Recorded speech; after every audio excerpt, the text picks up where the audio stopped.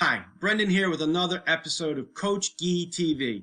There's a phrase that we use in the investment industry, and it's going to apply to what I'm going to talk about today. What I'm going to share with you is the more things change, the more they stay the same. And here's what I mean by that. Every day on Facebook, I get ads. Here's one ad. 10 great stocks to buy for under $10 in 2021. So again, we're on the dawn of a new era. Here's the stocks to buy for 2021.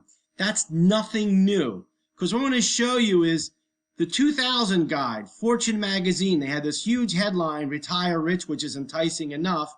And then they have down here a headline that says 10 stocks to last a decade. Well, that sounds all well and good.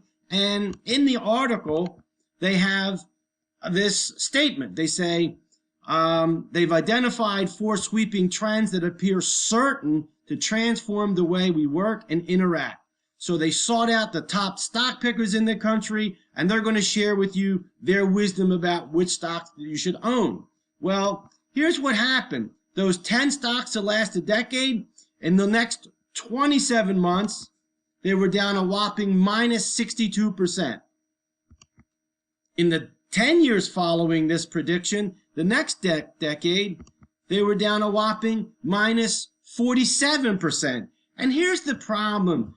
The big problem is most people do not understand how markets actually work, how they set prices, how they generate returns. And when we don't have that information, we don't have that knowledge, we fall prey continually to ads like this that aren't necessarily helping us to invest better, but what they're getting us to do is engage in gambling and speculation.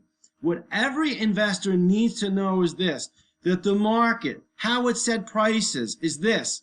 All the information knowable and predictable is already factored into the market. It's only new, unknowable information that's going to change the market. So no matter how much information you have today, it means nothing in terms of tomorrow, the next year, the next year, the next year, the next 10 years. It means absolutely nothing.